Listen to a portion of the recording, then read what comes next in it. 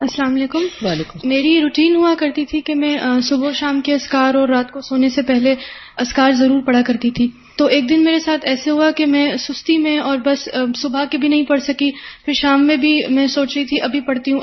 اور پھر نہیں پڑھ سکی، اور رات میں بھی اسی طرح ہوا اور میں سو گئی۔ تو رات میں 3 بجے کے قریب میری آنکھ اپنے کمرے میں شور سے کھلی تو میں نے اپنے سامنے 3 ڈاکوؤں کو دیکھا جنہوں نے اپنے چہرے کور کیے ہوئے تھے، اور ہم رات کو دروازے بند کر کے سوئے تھے، میں اور میرے ہسبینڈ،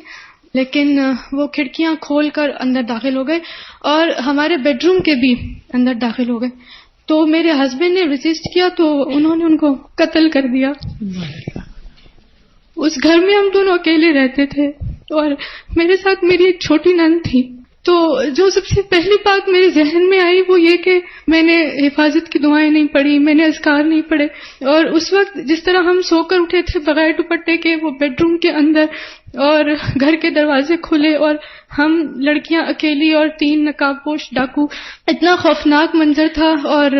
اس وقت مطلب میرے شوہر خون میں لت پت میرے سامنے آخری سانسیں لے رہے، تو اللہ تعالیٰ بہت یاد آئے فوراً، اور میں نے پھر ان اذکار کا سہارا لیا، اسپیشلی جو فوراً سے مجھے یاد آیا کہ میں نے رات کو سونے سے پہلے معوذتین نہیں پڑھی تھیں اور سونے کے اذکار، تو فوراً سے وہ میری زبان پر الحمدللہ اللہ تعالیٰ نے میرے ذہن میں ڈالا اور جاری ہو گئے۔ اور ایسے ہوا کہ وہ کچھ ایسے کنفیوز ہو گئے وہ ڈاکو کہ پتہ نہیں وہ چوری کرنے آئے تھے یا ان کے دشمن تھے، ہمیں کچھ نہیں پتا، لیکن وہ اس کے آگے کچھ نہیں کر سکے، اور کنفیوژن میں ایک کے چہرے سے نقاب کے گیا، ایک کے جوتے وہیں رہ گئے اور وہ بھاگ گئے،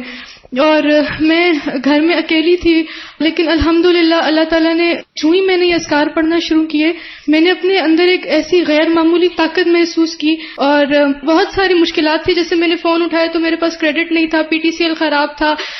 کوئی نہیں تھا اس وقت میں، لیکن اس مشکل سچویشن میں فوراً سے مینج کرنا، گھر والوں سے رابطہ کرنا، پھر اپنے ہسبینڈ کی میں نے ان کی روح نکلتے ہوئے اپنے سامنے دیکھی، اور یہ اذکار کا ساتھ تھا کہ میں اس وقت میں اسٹیبل رہی۔ پھر ان کو ہاسپٹل لے کر گئی تو بھاگتے ہوئے جو چیز سب سے پہلے مطلب مجھے سامنے نظر آئی وہ قرآن تھا، اور میں نے اپنے ہاتھ میں پکڑا اور اپنے ہسبینڈ کو لے کے ہاسپٹل گئی تو ڈاکٹرز نے ان کی ڈیتھ کو کنفرم کر دیا۔ اور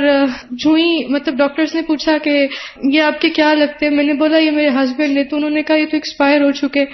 میرے ہاتھ میں قرآن تھا اور سب سے پہلے میں نے قرآن کھولا، اور یہ جو ہم سورہ آل عمران اور یہ والی ساری آیات فوراً سے میرے سامنے آئی۔